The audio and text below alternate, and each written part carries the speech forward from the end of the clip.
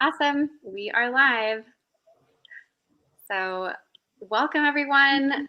I'm Nicole Miracle, and this is I think it's the 5th talk in the Elevate Speaker Series.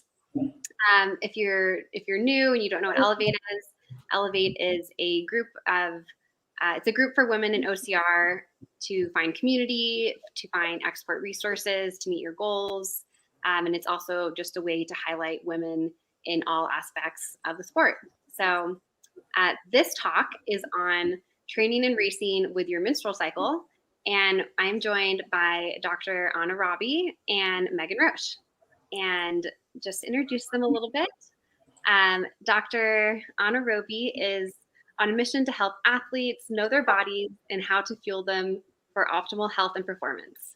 She is the only combined PhD registered dietitian in the world with all Ivy League degrees, specializing in sports performance nutrition. She understands how training, nutrition, and recovery impact biomarkers and athletic performance. She is the Chief Research Officer at the Athlete Blood Test and works with athletes, scientists, and coaches to progress sport performance research and help athletes achieve their best. Dr. Anna also enjoys working with clients through her private practice, where she helps athletes feel happy and confident by leveraging their physiology and nutrition to achieve what they never thought was possible. And so we're super excited to have her here. And Megan Roche is the 2016 Trail Runner of the Year at the ultra and sub-ultra distances. She was a 5-time national champion, a North American mountain running champion, and a 6-time member of Team USA. She graduated from Duke University with a degree in neuroscience and received her MD from Stanford Medical School. At Stanford, she's doing a PhD in epidemiology, focusing on population health and genetics for athletes. She is a coach with Some Work All Play, SWAP, and with her husband, David Roche, who is my coach. And she is also the co-author of Run Happy. So I'm super excited you guys are here and really excited to get started. So first of all, we'll have Megan start us off with kind of like a period 101, like a background on female hormones and just the menstrual cycle in general. Yeah, so really excited. Well, to start, Nicole, thank you so much. Like what you're doing for OCR, what you're doing for women's sport is just like absolutely fantastic. So thank you for launching this. Thank you for doing this. Thank you for just being like a rock star, and honored to be on this. So I guess, yeah, we'll dive in first with kind of like period 101. I will say this though, we could do like a full dissertation on periods. So we could do a full hour long on this. So I'll kind of dive in and give like an overall like 2-minute overview of like what the menstrual cycle actually looks like and kind of like the baseline hormones that are involved. To start, we have estrogen and progesterone, which are the hormones that are driving the menstrual cycle. And those are kind of the main hormones that you think about in terms of the menstrual cycle happening. And even if you've been on OCPs before or contraceptives, you may have heard about estrogen and progesterone in that context. So day 1 of the menstrual cycle is actually kind of counterintuitive. It starts with your period. And this is what I call the RAR phase. This is the time when it's actually, and athletes sometimes associate getting their periods with, oh my gosh, like maybe this will be like a hard training day, but it's actually when your hormones are primed for performance. And so I try to tell athletes, it's like, okay, like it's when you get your period, it's time to like really get on the starting line and it's time to like get ready to roar. So day 1 starts with the menstrual cycle, and it goes until day 14. And that's called, or the kind of like the first part of the phase is called the follicular phase, day 1 to day 14. And so we can define the menstrual cycle over this period of time, so 28 days in total. And then we break it up into this day 1 to day 14, which is the follicular phase, and then day 14 to 28, which is the luteal phase. And then somewhere in between there is ovulation. And when I say day 1 to day 28, this is kind of like the textbook menstrual cycle. But what I would say for a lot of female athletes is like the menstrual cycle often isn't textbook. Like athletes may be on OCPs, IUDs. There may be just a variety of different menstrual cycles that we see. So day 1 to day 14 is the follicular phase. And it's kind of complicated, honestly, to remember some of these phases of the menstrual cycle. So I will refer to this as the lower hormone phase. This is where estrogen and progesterone are generally a little bit lower. And then estrogen starts rising as you go into ovulation, kind of around day 14. Some athletes may experience some symptoms around ovulation, so things like cramping or just feeling a little bit more fatigued. And that's because of the effect of the rising estrogen levels. So then day 14 to 28 and kind of this like textbook menstrual cycle is the luteal phase. And this is where hormones are a little bit higher. So estrogen's a little bit higher, progesterone's a little bit higher, and athletes may have more symptoms during this time period. So the classic like PMS symptoms that we're talking about here, like fatigue, bloating, just feeling like it's harder to get out the door. For me personally, I struggle with sleep. Like when I hit the PMS phase, I'm like, oh my gosh, Megan, it's gonna be hard to sleep. So that's kind of like day 14 to 28. And we can get into kind of the different, like what we're thinking about with performance and nutrition and kind of some of the different contexts for thinking about the menstrual cycle. So I'll refer to this back half of the menstrual cycle as we talk as the higher hormone phase or the PMS phase, just because I think it's easier to remember. I've studied this now for a while, and I feel like oftentimes when I present this, I even need to look at like, there's this really beautiful menstrual cycle diagram that maybe we can put in the show notes after, and that really helps contextualize this. But I think we'll kind of speak in those simple terms just to help ground this.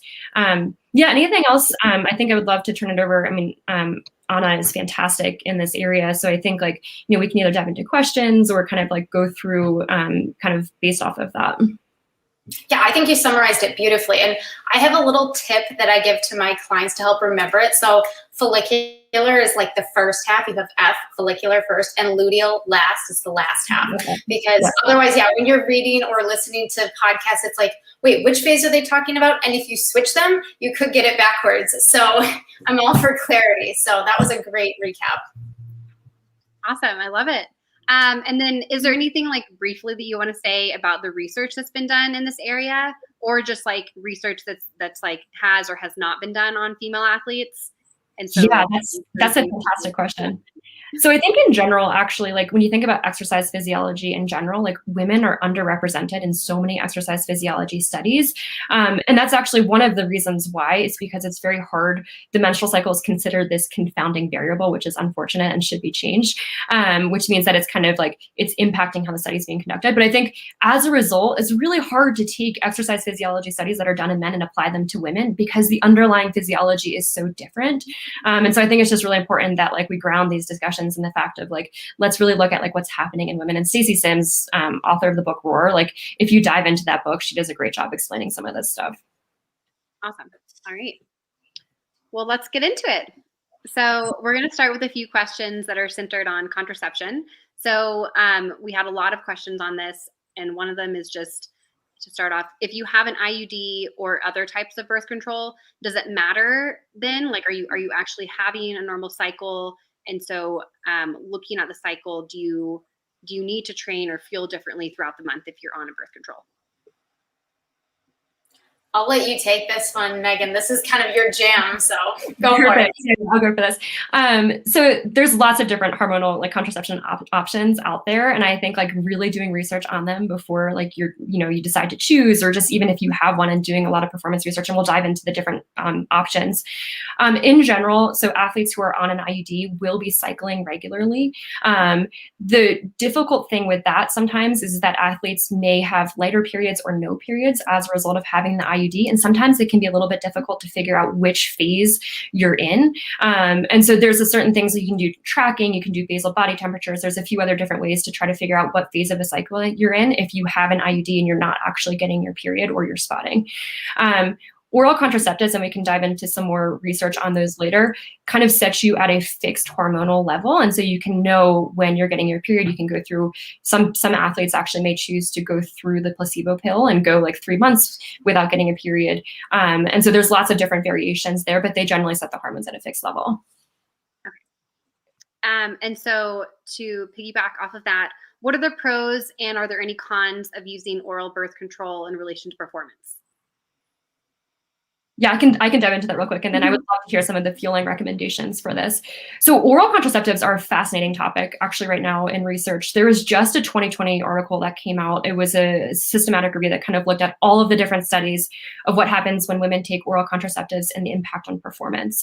What was interesting is that actually a lot of the studies that were done, this systematic review was like, oh, those aren't probably great studies. So they classified them kind of as studies that weren't performed like optimally. And I think that's one of the big struggles in this area is it's so hard to control for all the variables. Like when an athlete does choose to take OCPs, there's so many different variables that are going on and how it relates to that specific type of performance. What's interesting though in the research is it's generally thought that if there is an impact on athletic performance, it's probably pretty minimal.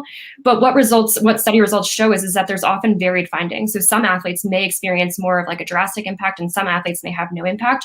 And so I think it really just comes down to making like a personalized decision about this and like, gathering your own data, gathering your own evidence, talking to a nutritionist, talking to a doctor, and really just like formulating this care team surrounding this topic. Yeah, I agree. I think it's different ones too. Like the different types of birth control affect people differently as well. Yeah, absolutely. I would say one thing on this topic that's really interesting for oral contraceptives is I do a lot of work, and I would love to hear your thoughts on this, with athletes who may not be getting in enough fuel, and so they may have low energy availability. And one of the first signs of that happening is often an athlete losing their period. And sometimes athletes, if they're taking oral contraceptives, would be getting their period, even if they were physiologically not able to handle that period, if they were not eating enough. And so sometimes for athletes, I actually think not being on oral contraceptives can be helpful because you have that natural feedback from your body about whether or not you're physiologically able to handle a period based on your fueling.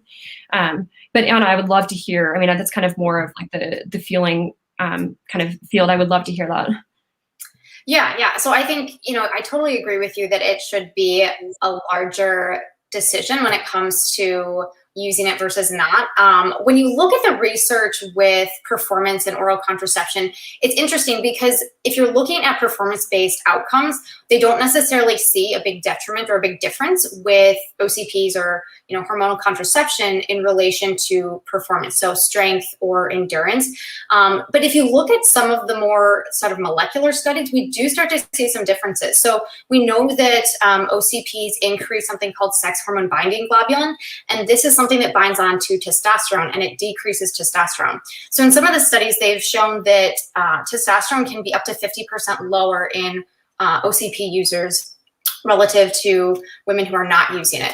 And so you want to think about is it a meaningful impact? So it could be that it's decreasing some of your testosterone and potentially impacting a small amount of your performance, but again, it's one component to a larger question. So I think if you are thinking about yourself as an individual, you really have to figure out what are my primary goals? So if you are, a pro, if you're elite and you're going for that 1% increase and marginal gains that can be the difference between first and fifth place, then I would say that there isn't really evidence to show that OCPs are going to give you any sort of benefit when it comes to performance.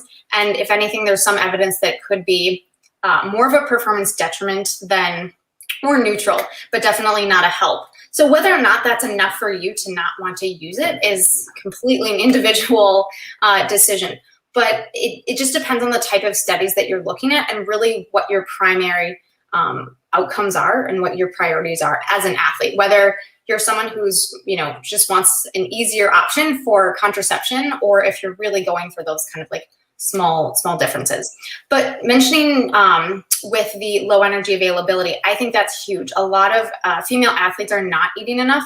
And so when you are on some kind of hormonal contraception, you lose that ability to sense that low energy availability as easily. Because like you mentioned, Megan, that when you lose your period, it's that's a red flag. And so if you are using OCP or some other contraception with hormones, you don't have that indicator. So it can be really difficult to have an easy way to see that you're in low energy availability, because it's usually something that kind of gradually happens over time that you kind of slip into. So it's not necessarily something that's incredibly evident right away. So I think that's one thing that is a benefit not to use it, is to make sure that you're maintaining those healthy hormone levels that are supporting your natural cycle. So one question we also have is on the loss of a period. Is it always a negative thing to lose your period? Is it like necessarily a sign that you're underfueled? Can it be a sign of something else? Can it also just be like totally fine? Yeah, that's a great question. I would say 80% of the time is generally a result of like low energy availability.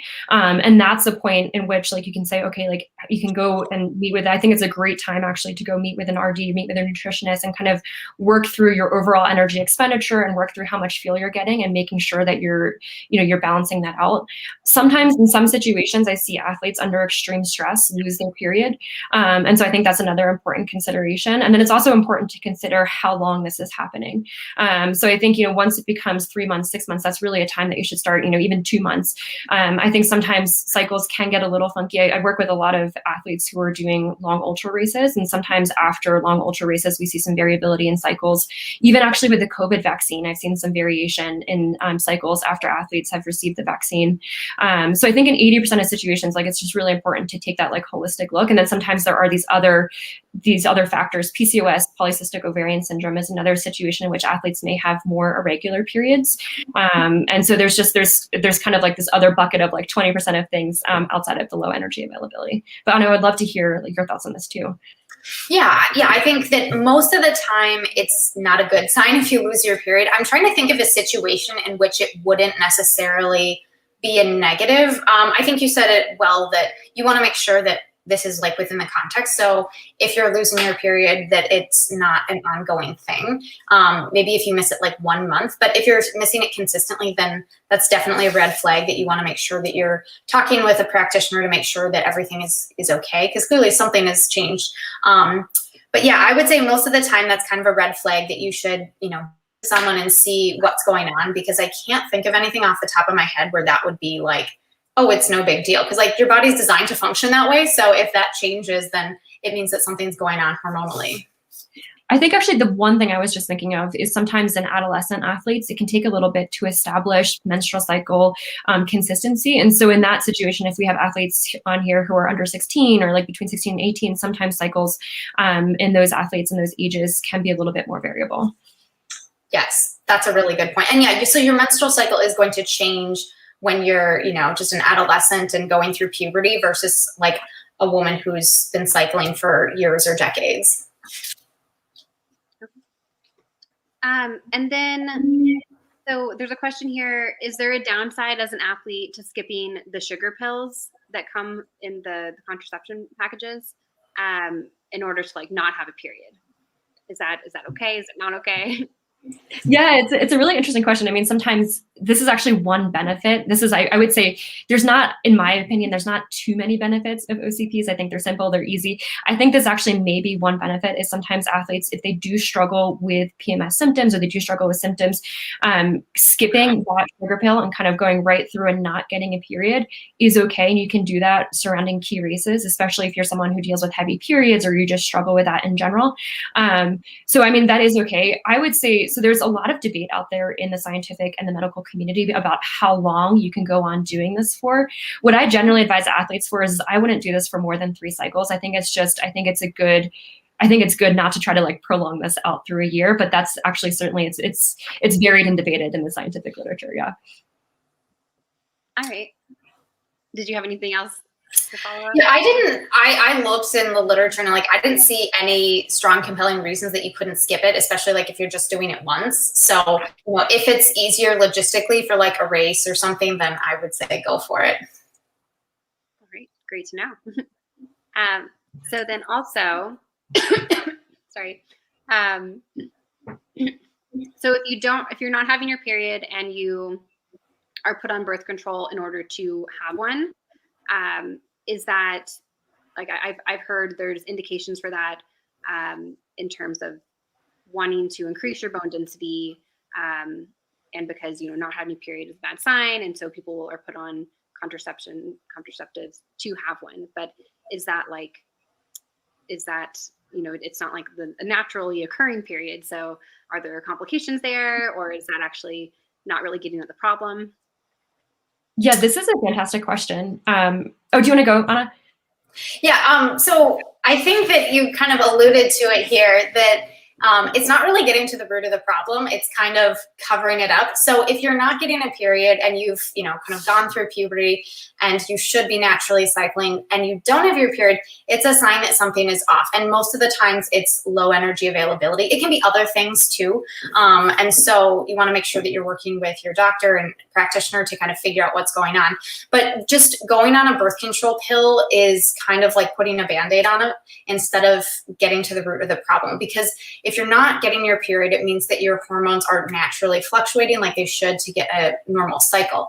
And so by going on birth control, it basically masks anything that's going on, because birth control pills are going to artificially give you doses of estrogen and progestin, which is like an artificial type of progesterone. So it's going to kind of override your natural hormonal fluctuations. So if there was anything going on and you're not getting your period, and then you go on the birth control pill and you're like, oh, wow, I'm starting to get my period. It's not a real period. It's something called a withdrawal bleed. And so it's an artificial situation. So I would highly recommend that women work with their practitioner to get to the root of the problem and figure out why they're not getting their period and really fix that, instead of just trying to go on birth control pills, because chances are when you come off the birth control pill for whatever reason, that problem is still going to be there, whether that was low energy availability or some other kind of condition that you could deal with early on. So I always say, like, figure it out now before it could get worse, because if you just let it go, then it could get worse. So I will turn it over to you then, Megan. Yeah, there's actually some really interesting studies. So about like 8 to 10 years ago, it used to be the case that athletes who weren't getting their menstrual cycle, doctors kind of moved to put them on oral contraceptives, thinking it may help with bone mineral density. And actually, interestingly, we've kind of seen as a trend over the last 8 to 10 years that doctors are no longer thinking that may be the case. There's been some newer studies coming out showing that oral contraceptive pills may not actually increase bone mineral density in the way that was thought. And that what actually does increase bone mineral density and improves the quality of the bones is weight gain, is strength training, is taking these measures to help prevent the low energy availability. And just as Anna was saying, these oral contraceptives can mask that. That being said, I have heard of situations, and there are some situations in which going on formulations of estrogen, not necessarily oral contraceptives, can help kickstart periods and can help kind of kickstart the hormonal systems. But that's it's kind of a different discussion, a different conversation. But I think in general, the trend is to move away from prescribing OCPs for athletes who are not getting their period naturally, and not as a form of increasing bone mineral density, because stress fractures are something that athletes often think about.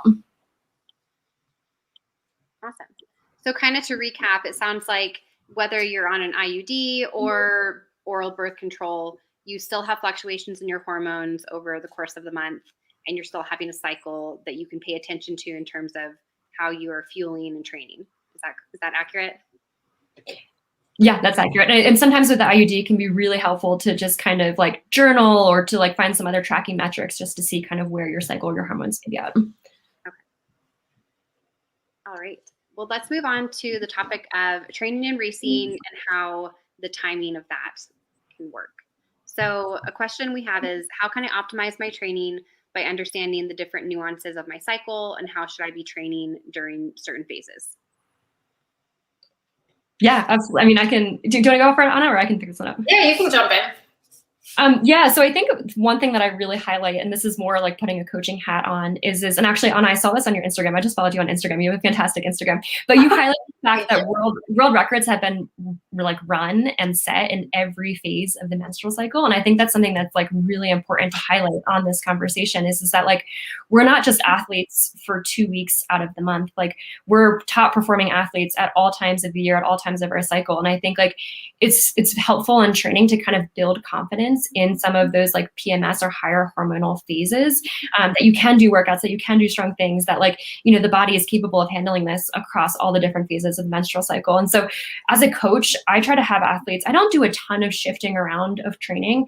I would say this though, is that athletes are often more primed for aerobic endurance, like fat burning efforts in the higher hormone phases, and then like strength building efforts in the lower hormone phases or the follicular phase. So you can kind of think of that as a general guide. But I would say in practice, I have athletes, unless they have like more extreme PMS symptoms or are kind of like really impacted in that higher hormonal phase, I just kind of spread training out with the understanding that like you're going to race and you're going to compete in these higher hormone phases when the body, may be impacted. And the last point on this too is that a lot of studies show that VO2 max and lactate threshold are not impacted throughout the different phases of the menstrual cycle, though it's highly dependent upon like individual variability. And so even though like perceived exertion or how running or training or competing may feel different, the actual like the VO2 max and the lactate threshold measures aren't being impacted. And so I give athletes some like, derive confidence from that fact that like you can go out there and compete like during these higher hormone phases. Yeah, that's so true, because I think we need to be careful. And like, I'm not a coach. I work with athletes for their nutrition, but you want to be careful that you're not giving the wrong message to athletes that like, oh, well, it's your high hormone phase, so like you're screwed. It's like, that's not the case, because I think psychologically, if an athlete shows up to the start line or goes into a workout thinking that they're, already in a detriment, or that they're already like set back from their potential, then that can be a big problem for their performance, right? It's kind of a self-fulfilling prophecy. So if you can, emphasize that like, even though there are shifts in your hormones, like you can still do well in every phase, I think is so important. But like you were saying, Megan, that the first half, I usually have athletes do kind of more of the higher intensity work. So, weightlifting, strength training, sprints, things like that are going to be higher intensity, anaerobic, and tapping into that glycogen stores. And then for the second half of their cycle, doing lower intensity, more endurance work where they are able to burn more fat, and then doing more like technique and plyometric work for that latter half as well, because the research shows that women are less likely to get ACL injuries during the second half of their cycle compared to the first half. And a lot of that has to do with the effects of estrogen on fibroblasts and the ligaments and how flexible they are. And so if you can minimize the risk of an ACL injury by just shifting when some of your key workouts are, so jumping, things like that, that can make a big difference in terms of your injury risk too. And then that last week right before your period, I call it Shark Week. And so during that phase, really focusing on like recovery, just taking it back a little bit, doing mobility, stretching, recovery. So if you are going to take more of an off or an easy week, that's a great time to do it, just because, energy might not be so great during that time. You mentioned sleep, Megan. I'm right there with you. That week before my period, I'm just like, the sleep is so bad.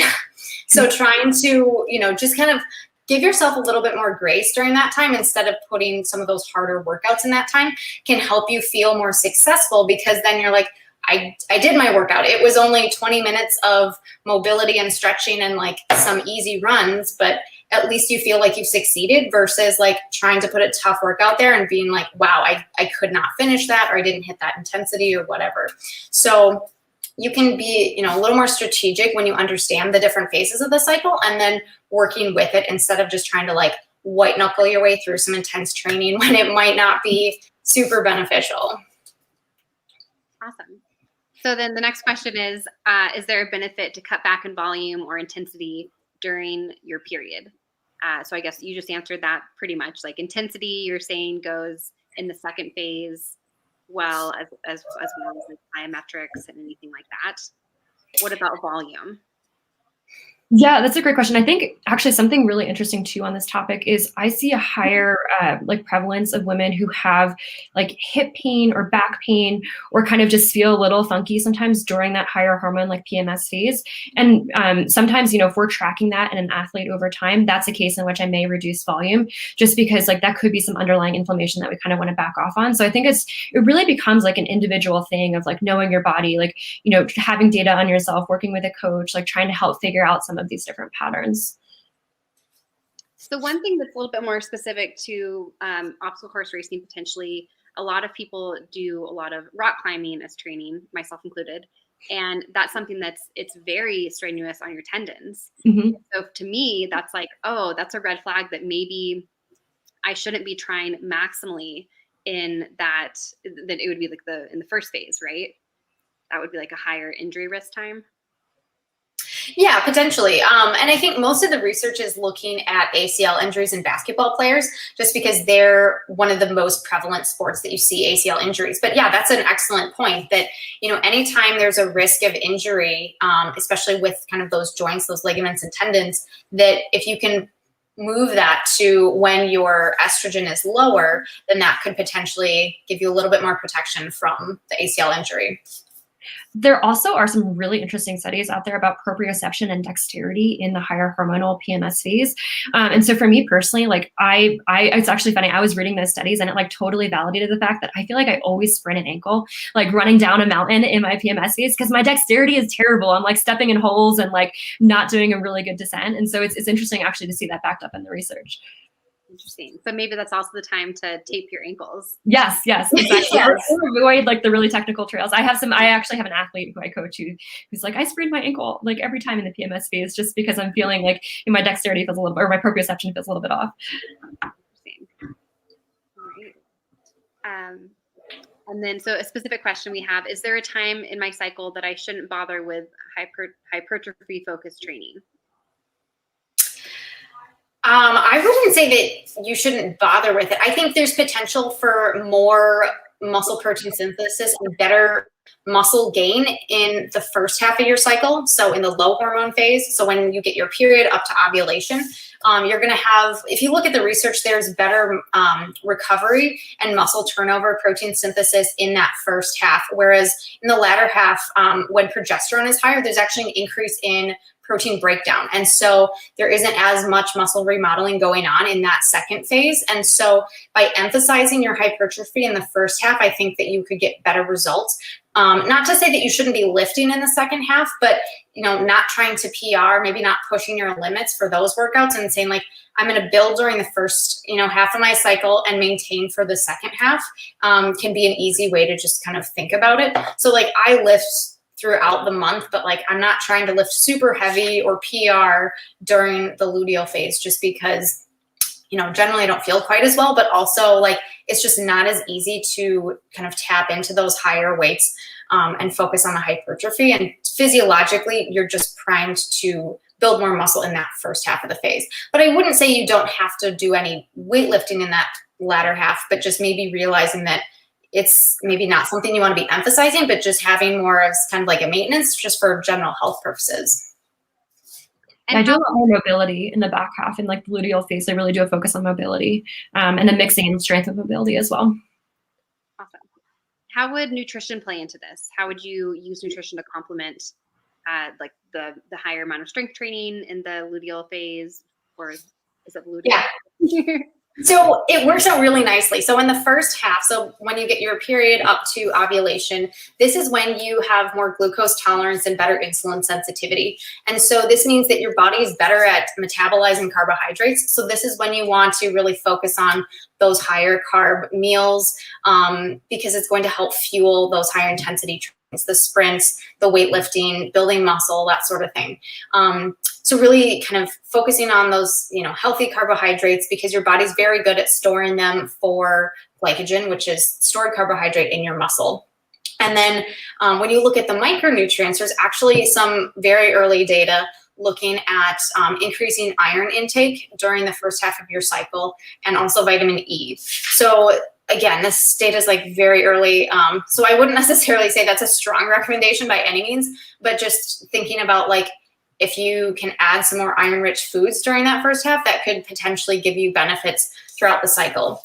And then if you look at the second half, after ovulation, we kind of see this switch. So when estrogen and progesterone start to rise, then our bodies switch from more of a carb focus to more of a fat focus. So we actually increase our metabolism.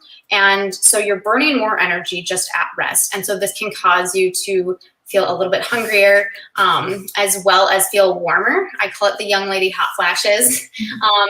You can, sort of feel that difference if you're really attuned to your body. And so with this phase, then the second half, you want to focus more on those healthy fats to support that shift to more fat burning during this phase. And there's also an increase in protein breakdown. So bumping up your protein slightly can also help to keep your energy levels up, just because some of the amino acids don't necessarily get the same bang for their buck as they do in the first half.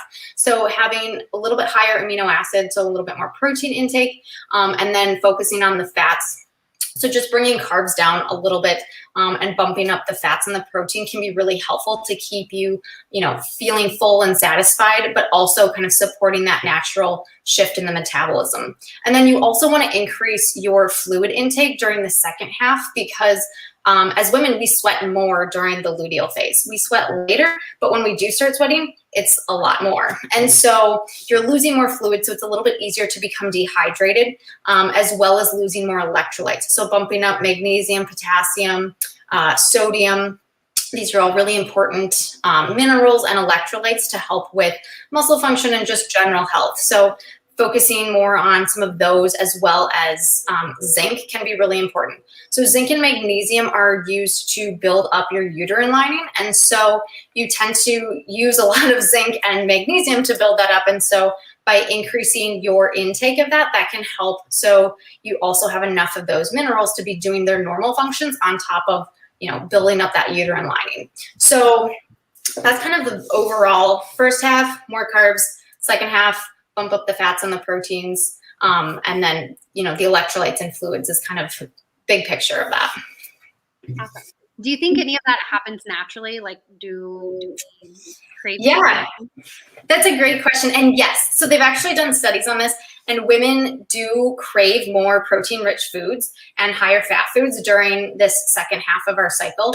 And they've shown that the foods they crave are meat, higher fat foods, and dark chocolate. Those are kind of like the top rated craving foods. So you might find yourself gravitating more towards some higher protein options just naturally. And again, if you're feeling hungrier during this phase, it's natural, it's okay. And your metabolism has increased. So it's okay to eat a little bit more if you're feeling hungrier during this phase. So going back to performance, and we kind of touched on this a little bit, but at what stage in the cycle are people primed to have their peak performance? I know that you can perform well at all parts, but I would say, yeah, certainly those lower hormone phases are where we're really thinking about like the stronger like strength and, like intense performances. But again, like, in that higher hormone phase, like we are primed for, and Anna, I would love to hear your thoughts too on this, like primed for like fat metabolism. And it's a great time for endurance activity. And I love, I think it's just like so empowering that like when an athlete does get their period, like even though, sometimes having a period is annoying, you can be frustrating. It's like, this is like the RAR phase. Like this is super exciting. It's really empowering. And so, I just think that's a really fun like conversation and dialogue. Yeah. And I think it's so backwards, right? Because intuitively we're like, oh, our performance must be total crap during our period. But really, like you said, Megan, like that's your RAR phase. That's when like the switch flips and suddenly like you're able to hit those higher intensities. So, but every woman is different. So I think you need to pay attention to your own body. Some women feel amazing on their period. Like they start bleeding and they're like, I can go in PR and it's fantastic. Other women, they want to hibernate and their period is not so fun. So just listen to your own body and see where you naturally fall in that. And then once you're starting to feel better, usually that's when you can kind of tap into it. But I think the question is like, best performance for what exactly? So, OCR is so broad, like there's strength, there's endurance, like there's a lot that goes into it. It's such a well-rounded sport. And so, I would say it kind of depends on what specifically you're looking at. So like endurance, like you said, Megan, that second half, you're able to do more endurance work. But if you're talking like general OCR, I would say the first half of your phase. And what's really cool is around ovulation, we actually get a peak in testosterone. And so that's when your strength can actually go up quite a bit. I know I've had some workouts where I like surprise myself. I'm like, oh, wow, like I just lifted a lot more than I thought I would be able to. And so there's kind of that short window around ovulation when testosterone is higher where you can really tap into some of your strength. So, if you can do kind of like the end of that low hormone phase, like around ovulation, I would say that's a really, really great time to PR. Actually, one really interesting addition to this that I was just thinking about, though, is I coach a lot of athletes who are tapering, for like doing pretty extended tapers for races, and sometimes that can impact menstrual cycle timing. And so I think it's really important sometimes, if you feel like you're heavily impacted by your menstrual cycle, is to play around with the taper a little bit. Sometimes some athletes, so I know for me personally, like if I do an extended taper, it actually induces a menstrual cycle. I mean, it's very strange, and I have a few other athletes who are the same way. And so it can be really interesting to kind of like jot down notes on how long of a taper you're doing and how that may be impacting your cycle, and just to kind of keep an eye on that over time. That's something that's highly individual dependent, and not much research out there, just because it is such a specific thing with the taper leading into race day, or taper leading into like stronger performance. So you're saying that we definitely have the capabilities of running very well on our period, but there's all these negative symptoms that a lot of women feel. And so what kind of advice can you give to people to mitigate cramping and fatigue and other things that correspond with our periods? So I would say you want to start like the week before your period in terms of like being proactive. So I usually recommend to my athletes taking like 45 milligrams of zinc, 200 milligrams of magnesium, and an omega-3 supplement, just to help with minimizing some of those cramping and other issues that can go into leading up to your period. So those can help. Also making sure that you're staying well hydrated, just to help with, blood flow and electrolyte balance and all of that. But also, kind of taking it easy too, if that's an option, giving yourself a little more recovery time, maybe a longer warm up and cool down, just to kind of help ease into your workout, so it's not quite so drastic of a change for your body. So those are kind of some of the nutritional things that I recommend. There are a couple supplements too that have, I would say, moderate research to back them up. There are some studies. Again, we could always use more, but it's tough with supplements, just because there isn't a ton of research with them and they're not regulated. So that can be tricky. But in general, I would say it's pretty safe to do the omega-3, the zinc, and the magnesium. Taking those 3 the week leading up to your period should help, at least over a few cycles, so it's not quite so bad or not quite such a drastic change. Can I actually ask a question on this topic? I'm so having Anna here. I'm like, this is great. This is a great resource. Is there a difference? I've always wondered this. I've actually had athletes taking it continuously. What's the difference between taking it just the week before your cycle and then taking it continuously throughout? For all of them, or for all of them? Yeah, because for magnesium, zinc, and omega-3s. Yeah, I mean, I don't really think so. I usually recommend taking an omega-3 like all the time. Especially like for women who are on like oral contraception. So we know that OCPs increase inflammation in the body, and omega-3s help to reduce inflammation. So that can be helpful to a small degree. But in general, I think most athletes would benefit from taking an omega-3 just, year round. I think that's a pretty good practice. Magnesium, kind of same thing, that most athletes aren't getting enough magnesium because of how much we're sweating, and it can be difficult to get enough from just like fruits and vegetables and food sources, because as athletes we have to eat quite a bit of energy, and those foods are pretty filling, and so it's a fine balance between having enough of these like nutrient dense foods but also not feeling like so full on these low energy foods that we're lacking our energy. So I don't really have an issue with magnesium. I think taking it before bed, it's been shown to help with sleep. So that can be really helpful. So I don't really have an issue with that. The one that I might hesitate to recommend all the time is zinc. So zinc and copper use the same transporters in the gut. And so by taking a zinc supplement, you can actually create a copper deficiency, which I don't think is common. But again, I wouldn't recommend blind supplementation. So that's something where I would have your blood levels checked to see what your zinc levels are at before like consistently taking a zinc supplement. I love that. Thank you. That's a great question. And I'm like want to make notes, but I also don't want to like type and make noise right now. I'll just listen to it. So besides like cramps, fatigue, symptoms like that, a lot of us also have kind of like emotional lows with our period. And is that like same recommendations, like that will help with like the mental aspect of it, or is there anything else that either of you could suggest? I love that question. I think for me, this is like 100% me. I have actually come to the point in life where I'm like, I can't make any like major life decisions in the 2 days before I get my because it will be like fundamentally different from what like I as like a normal like as like outside of that time actually want for myself. And then also like no judging my body image during that time either, because I feel like inevitably like every like PMS phase I'm like, ugh, like this things just feel weird. I think for me meditation really helps. I think like, and then also just like normalizing this. Like, I think for me, like my period's pretty consistent. So it's like, I kind of know when this is going to happen. And so it's just like, it's like a reminder. It's like, okay, just take a step back, like meditate, like no need to make big life decisions. Like don't judge like how I'm feeling in my body today. And I think that's super helpful. I love that. Yeah. I got a lot of not even questions, just like comments that said like, yeah, I just feel like so bloated and like gross, or like just like out of not really myself and leading up to your period. And that's a really great suggestion. Like just give yourself like a little more grace and recognize that like you're not going to feel great. Yeah. And I think knowing that it's temporary helps a lot too, because I think it's hard, especially for like any younger athletes who are watching this, where like maybe they're not so accustomed to their period yet, feeling like, oh my gosh, why am I so hungry? Why am I so puffy? That like, it's just temporary. Like in a few days, it won't be so bad and you can get through it. But yeah, I think giving yourself a little bit more grace, meditating, journaling, just like going for walks for me is really helpful. Like getting out in nature really helps de-stress.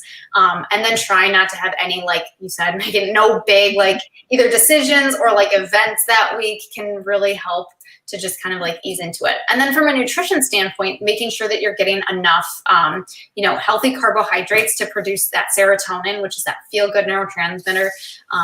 Because if we're not getting enough carbohydrate, then you're not going to have enough of these, neurochemistry or neurohormones that can help with, mood and overall. And those can tend to decrease during that time anyways. So you want to be supporting those, getting enough protein and enough carbohydrate so that you're not like adding to the problem with low levels. I think last point on this too is it's 100% okay to cry. Like, you know what I mean? It's like, just like, that will happen, and it's totally okay. I just hate that when it's like, I just want to cry for no reason. But actually, what I've realized though is that if you actually like indulge that and cry, it usually goes away. So that's my solution to it. Yeah. Awesome. All right. So our next topic is aging and menopause. And so the question is, can you discuss the changes in the menstrual cycle as an athlete ages, and how that affects training? Yeah, absolutely. So lots of different variations. Generally what happens is the menstrual cycles start becoming a little bit more, become more spaced apart and become farther apart, and then start to taper off as an athlete heads into menopause. But kind of like the start of, kind of like menarche, which is the start of having your menstrual cycle, and kind of like the menstrual cycle in general, there's a lot of variation that happens in that. And also variation depending upon if a woman is taking, hormone replacement therapies or on OCPs at the time. And so just a ton of variability in that.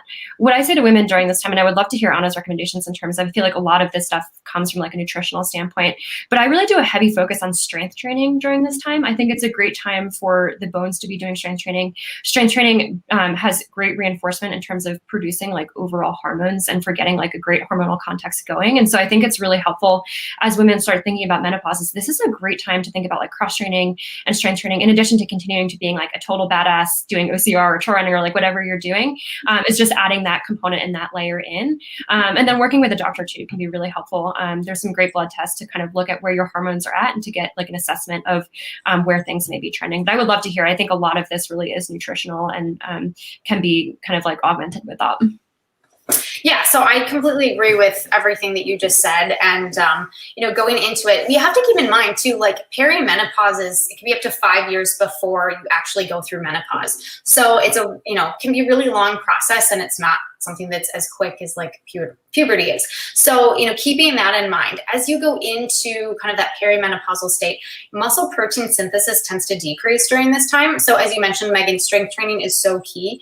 And we're also not as sensitive to amino acids in the blood during this time either. So increasing your protein intake is really important. Most peri and menopausal women are not eating enough protein. I, work with a lot of athletes, and I tell them how much protein they should be eating after I kind of do the calculations for them. And they're like, oh my gosh, I'm not even getting close to that. So it's really important that they're getting enough protein for their bone health, for their muscle strength, and just overall health in general. And then in terms of training, really switching to more of those higher intensity workouts and doing more strength training, HIIT, plyometrics to stimulate those muscles, because again, they're not as receptive to resistance as like a younger female is. So you're going to need more of those strength training workouts to really help build the strength, build the bone density and the health that you wouldn't necessarily need as much as a younger female. So really focusing more on the strength, resistance, plyometrics, the HIIT, and then doing kind of those longer, lower steady state workouts, having those kind of fewer and farther between instead of having that be like your primary form of training can be really helpful from a metabolic perspective, and also just like overall health too. And another thing to keep in mind from a nutrition perspective is, as you're going into perimenopause and menopause, a lot of women experience a decrease in appetite. And so it's really important to make sure that you don't fall into low energy availability during this time, because, you might not be hungry, you might not eat as much, or, skip meals. And so it's really important that you're still eating enough to maintain your health and strength and be fueling your body for what you're asking it to do, instead of just, eating less, because you definitely still need that fuel. Going related to that, you talked about having a lower appetite. Does that happen during the normal cycle as well? Is there any time that being like an intuitive eater isn't really enough? Yeah, so in general, I don't think that intuitive eating works very well for athletes who are training, just because it might sound counterintuitive, but exercise can actually be an appetite suppressant. And depending on your training volume, it's likely that you are not going to feel hungry to eat enough to offset your training. And so I love intuitive eating kind of for the off season, but when an athlete is training, you really have to make sure that you kind of set minimums for yourself in terms of getting enough to eat, and make sure you're fueling enough. So during the normal menstrual cycle, around ovulation, that's when your appetite can actually decrease. So it's usually not very long, so just like a couple days. I notice for myself, there's kind of like 2 days where I'm just not that hungry. And so that's a time when you just kind of have to remind yourself that okay, I need to make sure that I'm eating enough these couple of days, that I don't fall behind, because then as you go into that week's training, you kind of set yourself up for some trouble if you haven't had enough to fuel yourself. Awesome. And then going back to PMS symptoms a little bit, someone asks, they've heard that exercise and movement should improve cramps, but they haven't found that to help them. Do you think that is true for most people, that movement helps with cramping? And are there any other tips to manage those? Yeah, there's lots of interesting. I really struggle with cramps, and I've had some athletes who struggle with it. So cramps essentially can be caused by prostaglandins, which are these kind of substances that cause inflammation. And so I've seen a lot of anything that you can think about that reduces inflammation can help with cramps. Magnesium is actually great for that. NSAIDs can help with that. Exercise and movement, because the blood flow is helping. Actually, one really interesting recommendation that I've seen that has actually worked is sex, or even masturbation, because you're you're increasing blood flow there. And some athletes really swear by that, which is a really interesting thing. But yeah, lots of different things that you can kind of try to think of on that topic. Yeah, I would say the magnesium, like you said, anything that increases blood flow. So I think the idea that exercise should help goes back to that idea of increasing the blood flow.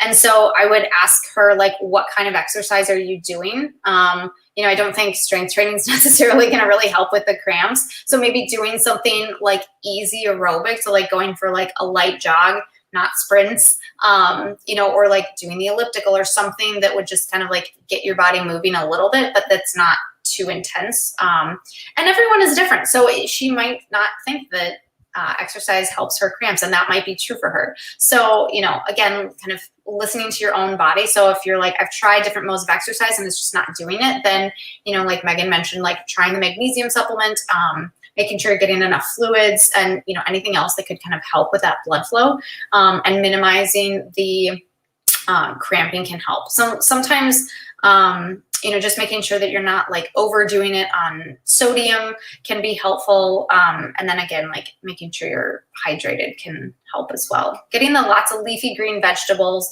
the berries, like the bright colored fruits and vegetables can help with the antioxidants, kind of reduce some of that inflammation, which is usually where some of the issues come from.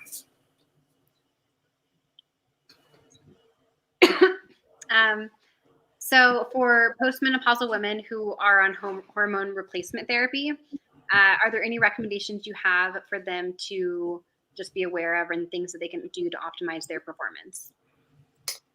Yeah, I think so. Often hormone replacement therapy, I mean, a lot of female athletes are on it as they approach menopause. It can really help with menopause symptoms, reducing hot flashes, vaginal dryness, even can help with like bones. I think for me, this gets back to strength training. I think strength training during this time is just so helpful and fundamental to being an athlete. It's also really empowering too. I don't know if you've ever I guess this is the OCR, so everyone in here has gone to the gym and has lifted heavy before, but it's also like a super empowering thing. And I think it's just like, I think working that in as athletes are approaching menopause and as athletes are on hormone replacement therapy is a great supplement. And tons of studies out there about how, strength training really helps boost hormones. It's great. I just think for overall muscle and bone strength. Yes. Protein, get enough protein, and strength train. Those are like the two best things you can do for yourself.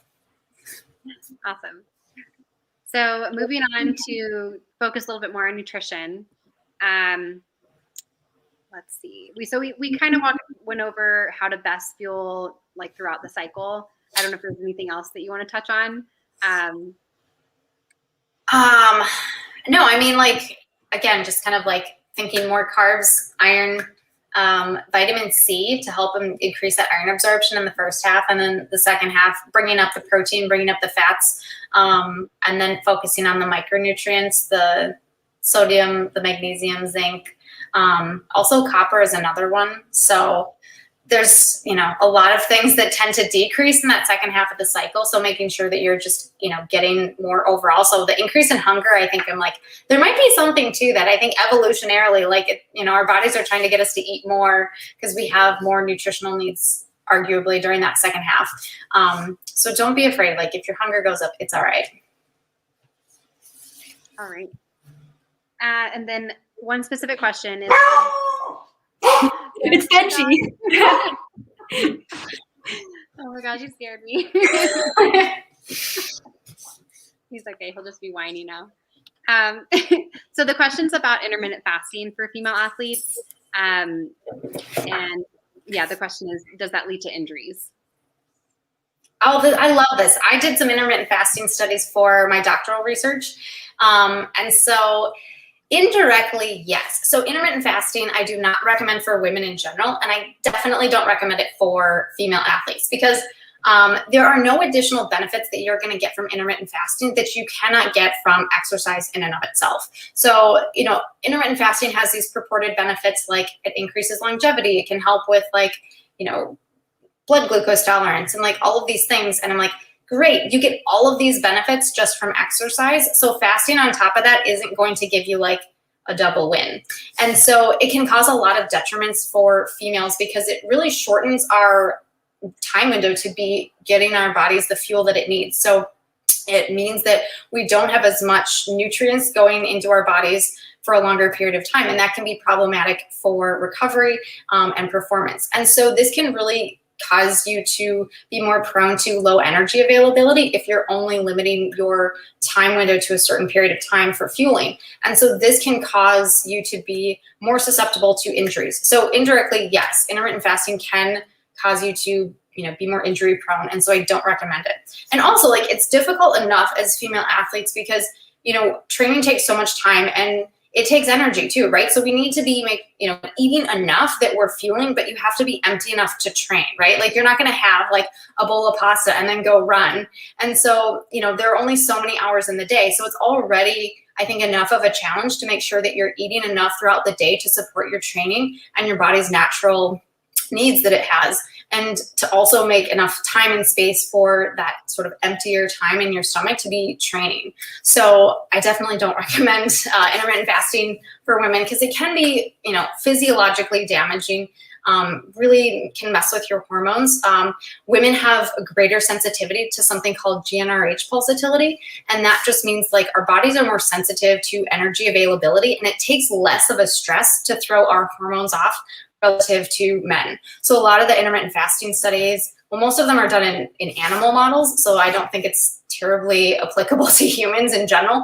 But the human studies we do have, most of them are done on men. And so you do look at the female research, it's not promising when it comes to some of those outcomes, and can really mess with our hormones and our ability to recover. So I don't recommend that.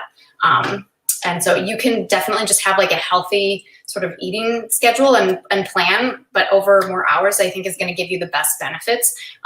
We don't see that it's more beneficial for fat loss or anything like that. So it definitely is not like a silver bullet that I think it's oftentimes purported to be. So I don't know if you want to add to that. Thank you so much. I echo that 100%. And you just summarized that so beautifully. So yeah, that's fantastic. Yeah, I agree with that 100%. Are there any other diet trends or specific diets that you would not recommend for women, or you would? Yeah, I definitely would not recommend ketogenic diets. So ketogenic diets were developed in the 1920s at the Mayo Clinic for epileptic children. They found that when these children went on a low carbohydrate diet and they switched their brains from running on glucose to running on ketones, that it helped to manage their seizures. And so as a result, the kids lost a lot of weight. But it was never intended to be kind of like a lifestyle or like a weight loss diet.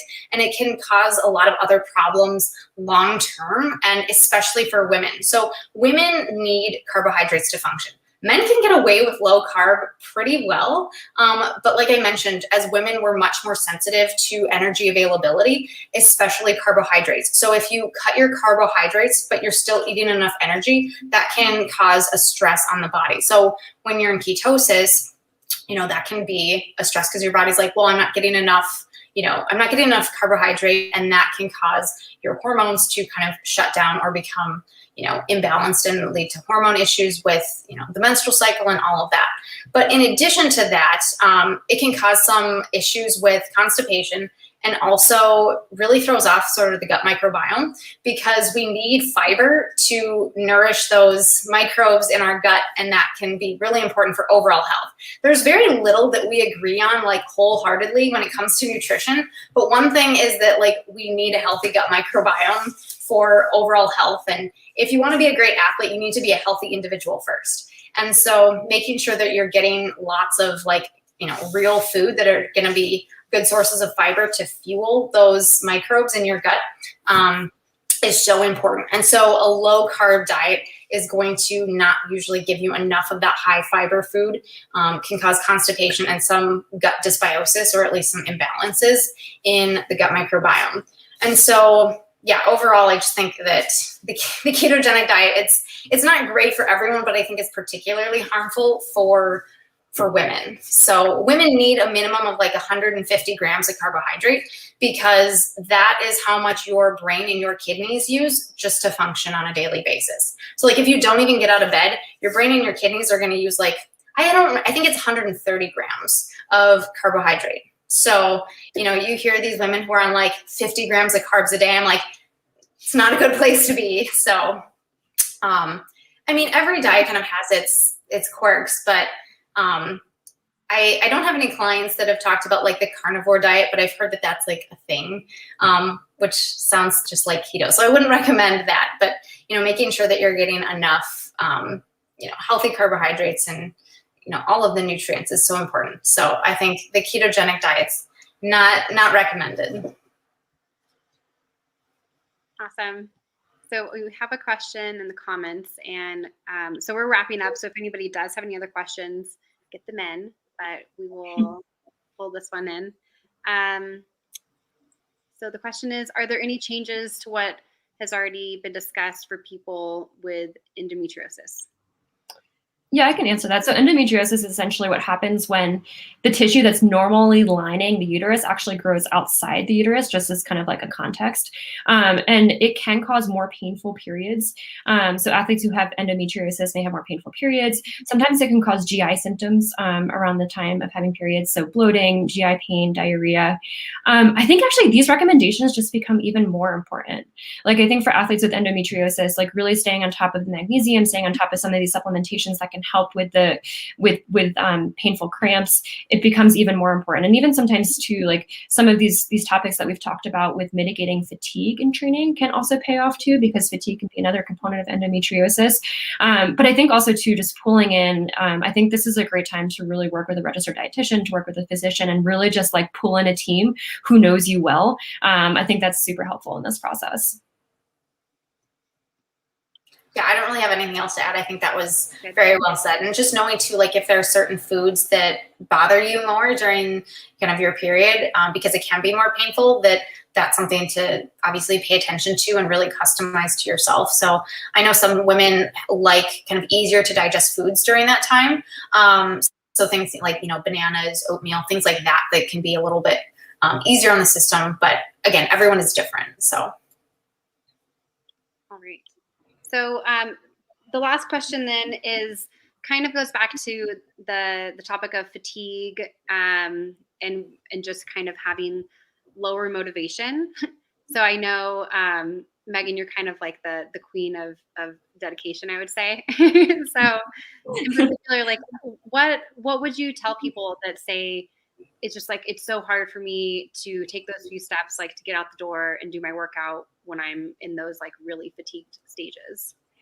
So I think two things. I think sometimes doing workouts in really fatigued states, and actually lots of times doing workouts in really fatigued states, is not great for the body. And so I think it's really important to distinguish, like, okay, today might be a good day to flip to a different day of the week. Like I say, workout Wednesday can happen on Saturday, can happen on Thursday, can happen on Monday. Like there's no reason that, these set training days have to fall on a specific day. So I think giving yourself that grace and flexibility to move workouts around as needed. I think if it's something that you're experiencing consistently and it feels more like it's related to like mentally getting out the door, which I have certainly been there before. There's been times where I'm like trying to drag myself out the door to run. That's a time when like turning music on, like, doing like a dance routine warm up, like even thinking about like trying to run with friends or like mixing up your route. Caffeine helps. I know for me, sometimes I might throw in a little like extra cup of coffee on those days. So I think it's really helpful to differentiate between like what is physical and what's mental. And that can be challenging, but giving yourself like a lot of grace in that process is helpful. Yeah, I love that idea of like accountability, because I think so much of it is mental. Like during that time, like I just don't want to do anything. Like it just feels so unmotivated, which is very uncharacteristic of me. And so if you can integrate kind of some of those external motivators, like you said, music, friends, a different route, like give yourself something to look forward to, like afterwards, kind of incentivize yourself. That can definitely help, kind of motivate you. And also like, don't be afraid to take a nap either if you're like feeling really fatigued. Sometimes it's really hard to tell though, because like I've had periods of time when I'm super fatigued, but like the first 2 minutes of running, I'm like, oh, I'm totally fine. But actually, it's not. Yeah, that's an amazing point. I always say like give yourself the gift of like a 5-minute run, because sometimes like if things don't feel better, then like that might be a good time to go and nap. But sometimes things do feel drastically better, and that's an indication that you can keep going. And like just getting out there for 5 minutes feels a lot easier than like 5 miles or 15 miles or like whatever's on the training plan for the day. Awesome. So kind of like be adaptable maybe, and but try to stick to a plan too. Awesome. Well, is there anything else that you all would like to talk about or add? I think we went through all the questions amazingly. I think just for me, this was like honestly the most comprehensive list of like menstrual cycle questions and like women's health questions I've answered, and just like really inspired by what you're doing, Nicole, and the audience that's put this together. So just like, I think this is so cool, and thank you for hosting this. Yeah, what a great event. So I'm happy to be part of it and like support you in what you're doing. And it's so fun to be listening to women and their questions. And I think we're finally starting to see that women are taking more interest in their own bodies and like really wanting to learn more about themselves too, which I think is incredibly empowering. So thank you for all that you've done. Totally. Thank you guys. Yeah, I think that people will find this very valuable. So I really appreciate it.